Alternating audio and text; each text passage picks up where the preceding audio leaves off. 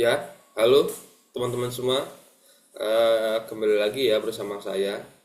Kali ini di video ini kita akan ngobrol-ngobrol sedikit mengenai governance, kemudian IT security, lalu ada juga continuity management. Ya, kita ngobrol-ngobrol singkat aja, langsung aja.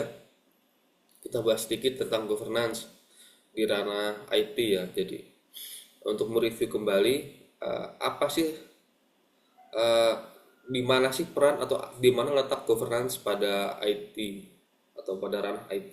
Jadi di dalam konteks IT, governance ini merupakan gimana sih atau bagaimana cara dari organisasi, bagaimana cara dari suatu organisasi dalam mengelola ataupun mengatur teknologi IT.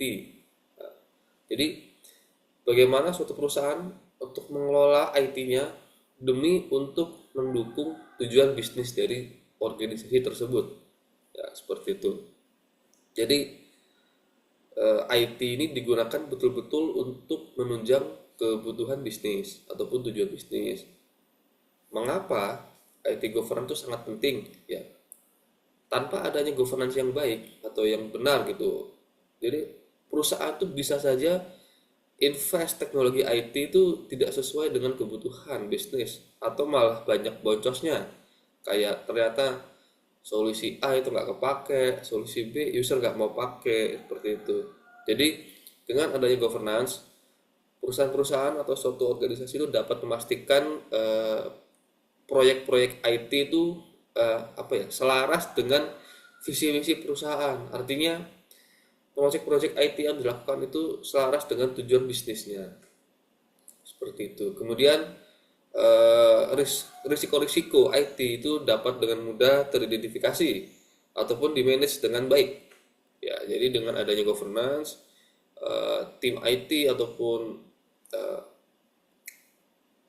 pemangku jabatan ya, pemangku kepentingan stakeholder itu bisa dengan mudah untuk mengidentifikasi risiko dari awal sehingga tidak terjadi chaos di akhir nantinya ketika ada risiko terjadi di terutama di ranah IT-nya yang dapat mengganggu operasi bisnis. Kemudian yang pastinya benar-benar dapat melakukan pemanfaatan teknologi secara maksimal. Nah, lalu di governance sendiri itu terdapat komponen utama ya. Ada tiga komponen utama ya. Yang pertama itu ada strategic alignment ya. Maksudnya apa? Misalkan ada suatu e-commerce ya, mereka ingin meningkatkan efisiensi logistik. Jadi dalam hal ini perusahaan tersebut memutuskan untuk menggunakan ERP atau Enterprise Resource Planning. Mungkin teman-teman pernah dengar kata SAP ya. SAP itu juga merupakan salah satu dari software-software ERP. Jadi mereka memutuskan untuk melakukan atau menggunakan ERP sebagai prioritas karena dampak positif itu sangat terasa langsung terhadap efisiensi operasional logistik, seperti itu. Kemudian tadi pertama ada strategic alignment, lalu kedua juga ada performance measurement. Jadi perusahaan itu dapat mengukur kinerja IT mereka dengan menggunakan mungkin tools-tools yang terdapat pada framework seperti pada COVID misalkan. Nah, di mana sih penggunaannya? Apa yang diukur? Misalkan contohnya suatu perusahaan memiliki aplikasi dengan user yang mungkin banyak ya. Jadi aplikasi tersebut itu misalkan terjadi downtime. Nah, jadi perusahaan atau tim IT dapat mengukur apakah downtime aplikasi itu sesuai dengan SLA-nya. SLA ya. SLA itu mungkin teman-teman belum pernah dengar. SLA itu kepanjangannya dari Service Level Agreement ya. Jadi ketika something ada isu terjadi itu ada beberapa level atau tahapan dalam penyelesaiannya yang telah disepakati. Misalkan kalau saya ya bergerak di bidang audio video, multimedia sistem integrasi, ketika terjadi error pada sistem ataupun pada perangkat, itu 4 jam pertama dari teknisi lapangan itu akan respons. Nah, kemudian saya sebagai engineer ya di 4 jam kedua baru saya masuk, seperti itu. Jadi ada levelnya. Kemudian yang ketiga itu accountability dan responsibility. Nah, jadinya setiap proyek IT nantinya itu harus memiliki pemilik yang bertanggung jawab. Nah, artinya apa bertanggung jawab di sini? Jadi strukturnya tuh harus jelas.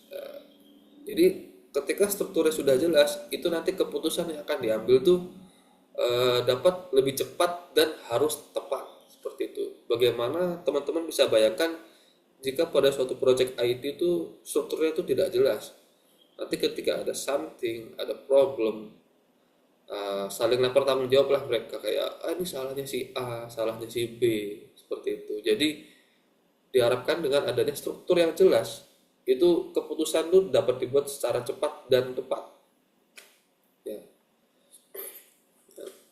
Untuk teman-teman dapat mengimplementasikan governance itu bisa menerapkan dari beberapa framework yang sudah ada ya.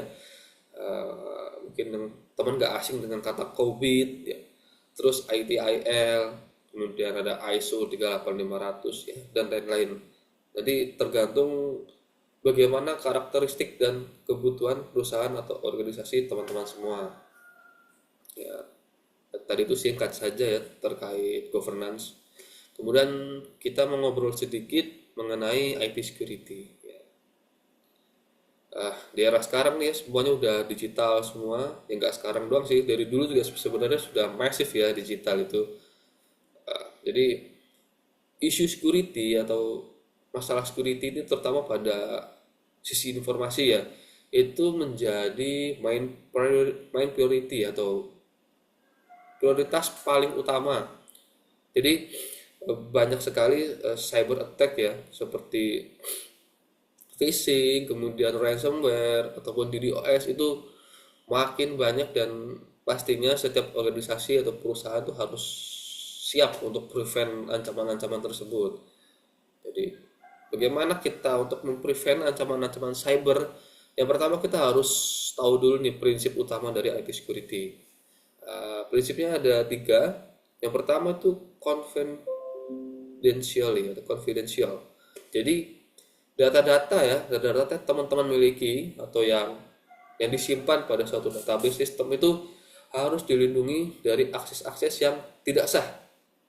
Misalkan pada apa ya, digital banking ya. Nah, ada customer atau nasabah itu data-data seperti saldo, ya itu tuh harus di-encrypt. Jangankan cyber attack ya, teman-teman buka e-banking aja di HP, terus teman kalian ngintip-ngintip berapa sih saldonya, itu aja kalian udah sensi ya. Apalagi kalau sampai datanya bocor ke bocor melalui akses yang tidak sah. Artinya tidak ada verifikasi atau semacam pengesahan lah dari pemilik data tersebut, yang pastinya dari nasabah. Kemudian yang kedua itu integrity atau integritas. Jadi data itu tidak boleh diolah ataupun diubah tanpa adanya otorisasi ya. Penting ini kenapa? Apalagi dalam aplikasi ya, paling sering sih pasti di financial apps ya, aplikasi keuangan. Jadi misalkan ada suatu transaksi, biasanya kalau di e-banking itu kita masukkan PIN kita ya. Bayangkan seandainya tidak ada otorisasi kayak PIN, terus dihack lah akun kita, dan si hacker itu tidak tahu PIN kita, PIN ATM misalkan. Nah, itu mau dibobol, ya mereka bisa aja ambil duit kita untuk transaksi ya. Beda halnya seenggaknya ada otorisasi, minimal dia harus effort untuk cari kodenya, PIN. Lalu yang ketiga ada availability atau ketersediaan. Sistem yang teman-teman buat itu harus tersedia kapanpun dibutuhkan. Ya, misalkan kalau ada cyber attack kayak penetrating test, brute force, itu contohnya bisa apa ya, menghentikan operasional sebuah services jika tidak di-maintain dengan baik. Jadi bayangkan teman-teman aja lah, kayak misalkan pendaftaran suatu instansi ya, teman-teman mau melamar di sana, sedangkan waktunya itu udah tinggal 3 jam ya, tiba-tiba terkena brute force, teman-teman nggak bisa login, padahal tinggal sebentar tuh deadline-nya. Ya, harusnya teman-teman bisa daftar jam itu, ternyata karena ada down pada service teman-teman nggak bisa dan terlewat momennya. Seperti itu. Atau misalkan di e-commerce, misalkan 3 jam atau 1 jam aja servisnya mati layanannya, bayangkan berapa kerugian transaksi yang tidak jadi di transaksi pada jam tersebut. Ya, jadi mungkin kalau perusahaan-perusahaan besar sih kayak toko-toko besar, distributor tuh tidak berpengaruh besar ya. Tapi kalau UMKM tuh kayaknya terlalu sangat berasa ya. Bahkan selain dari sisi penjual pun mungkin dari pengguna, kayak saya pengen barang ini loh. Karena pas momen diskon misalkan lagi flash sale, tapi sistemnya down.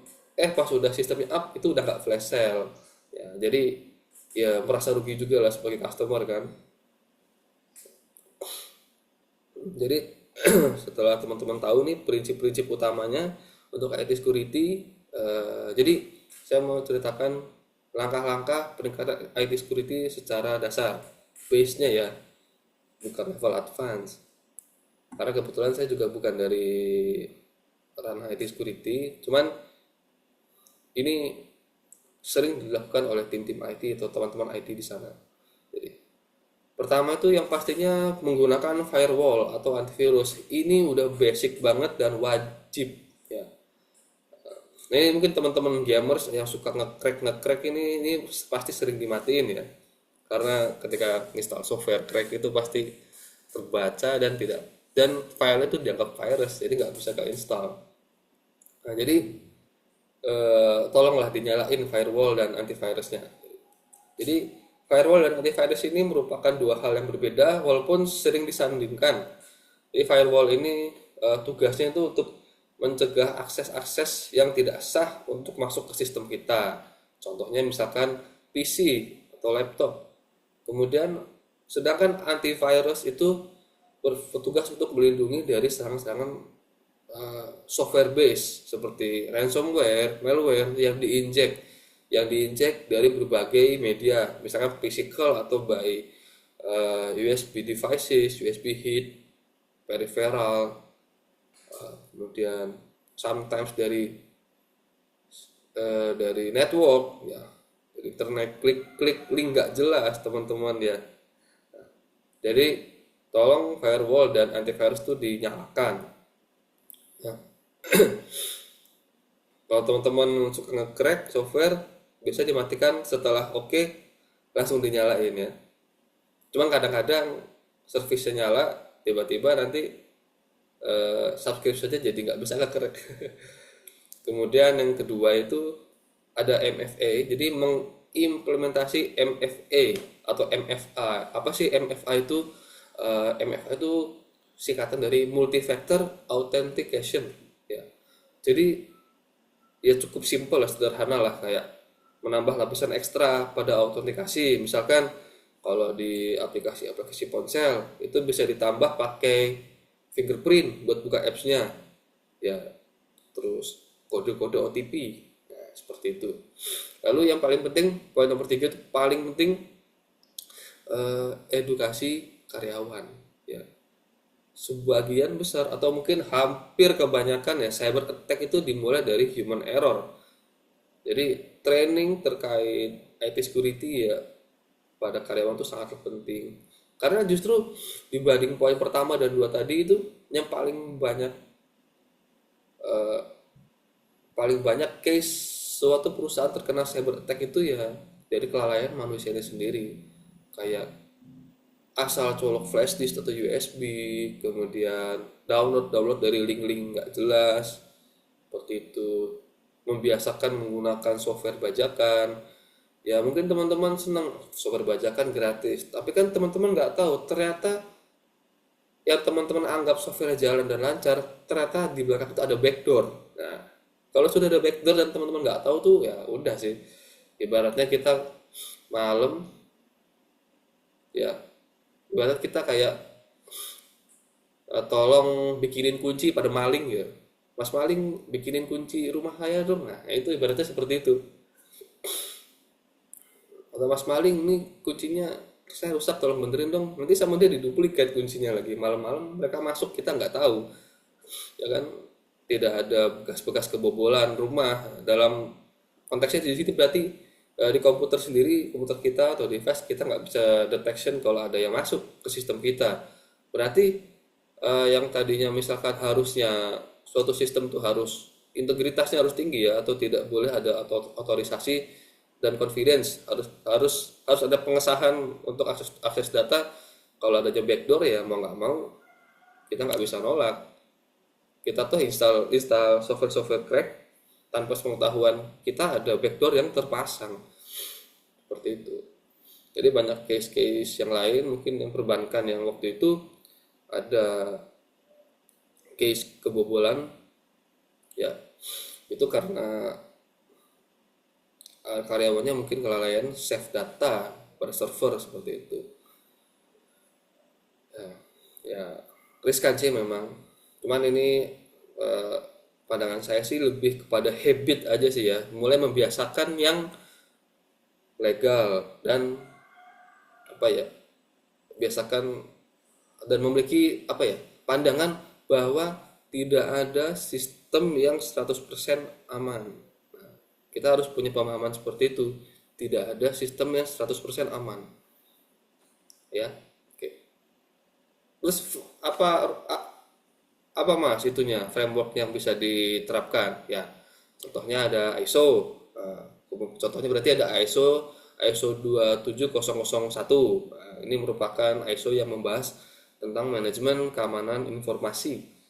Lalu juga ada framework dari NIST Cyber Security, itu bisa digunakan teman-teman, dan mungkin ada beberapa framework lain yang belum saya sebutkan. Itu teman-teman tergantung perusahaannya, habit dan kebutuhannya seperti apa. Lalu juga ada tren di masa depan mengenai IT security ya. Jadi era 2024-2025 ini AI itu lagi era-eranya masif naik ke permukaan ya. Mungkin dari dulu AI itu sudah ada, cuman implementasi secara massal saat ini tuh baru akhir-akhir tahun ini.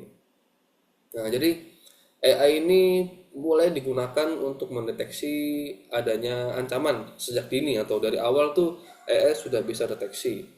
Misalkan dari anomali-anomali ya yang ada di sistem kita. Jadi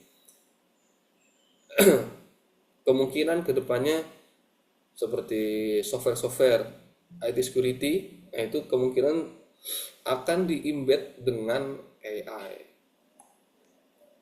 Ya. Lalu yang terakhir ada continuity management. Ya. Jadi teman-teman bisa bayangkan, teman-teman punya main server di kantor teman-teman ya. Terus tiba-tiba ada something happen kayak mati listrik, ternyata UPS-nya juga rusak, atau gensetnya delay telatnya satu detik aja, itu kan server langsung mati ya. Nah, itu gimana teman-teman memastikan operasional bisnis kantor teman-teman itu tetap berjalan. Nah, disinilah pentingnya adanya continuity management. Jadi apa sih continuity management itu? Jadi itu tuh merupakan suatu proses yang memastikan bahwa organisasi teman-teman tuh tetap dapat berjalan atau berfungsi meskipun terdampak gangguan yang terbilang besar. Misalkan server mati, listrik mati dan sebagainya. Dan langkah-langkahnya untuk melakukan continuity management, yang pertama ada business impact analysis atau BIA. Jadi teman-teman ya, analisis ini tuh membantu teman-teman atau organisasi untuk memahami dampak-dampak finansial dan operasional misalkan terjadinya gangguan. Nah, contohnya misalkan ada e-commerce itu servernya down 1 jam. Jadi kan teman-teman bisa bayangkan berapa cost kerugian yang terjadi gitu. Jadi teman-teman sudah bisa mengetahui jikalau ada gangguan A, maka maka akibatnya apa. Misalkan kalau e-commerce down 1 jam, kerugiannya 1 triliun, ya kan. Misalkan ketika meeting, kalau saya kan di AV meeting room, ketika conference networknya down 1 jam, padahal hari itu jam itu sedang meeting besar untuk mengambil keputusan, ya kan. Bayangkan ketika keputusan itu telat, deadline pun tidak tercapai. Nah, kemudian misalkan lagi meeting online ya, cabang antar cabang, networknya terganggu, mungkin secara kita ngomong audio itu jadi harusnya A, yang di far end itu dengarnya B. Nah, itu bisa menyebabkan kesalahan decision juga. Ketika kita dari kantor pusat menginstruksikan A, ternyata yang di cabang malah melakukan B. Bayangkan, jadi teman-teman bisa bayangkan menganalisis gangguan yang terjadi A itu nantinya akan menyebabkan apa. Tuh. Kemudian yang kedua itu ada ada disaster recovery plan atau DRP. Jadi teman-teman itu membuat rencana atau planning itu bagaimana organisasi untuk memulihkan sistemnya ketika setelah terjadi bencana. Kan nggak mungkin pas bencana kan ya, setelah bencana ini artinya gangguan, misalkan listrik mati, kebakaran, terus terkena air, misalkan server kalian ketika dulu bangunnya salah di lantai bawah dan banjir misalkan. Jadi recovery-nya misalkan always backup data ke cloud, atau mungkin punya server lain di pusat data yang lain ya, seperti itu. Kemudian yang ketiga ada incident response team. Jadi teman-teman punya tim khusus yang bertugas untuk menangani situasi darurat atau emergency. Mereka ini harus dilatih dan merespons insiden seperti kayak data center kebakaran ataupun kena cyber attack. Dan terakhir harus adanya simulasi dan rutin untuk pengujian.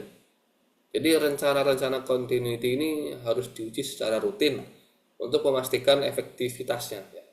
Jadi ya walaupun teman-teman sudah punya plan, sudah bisa analisis, sudah punya tim, ya itu harus dilatih gitu. Jadi jangan sampai resource yang udah ada, yang udah teman-teman bangun, planning, pas kejadian itu malah melempem gitu, malah gimana ya, malah bingung gitu.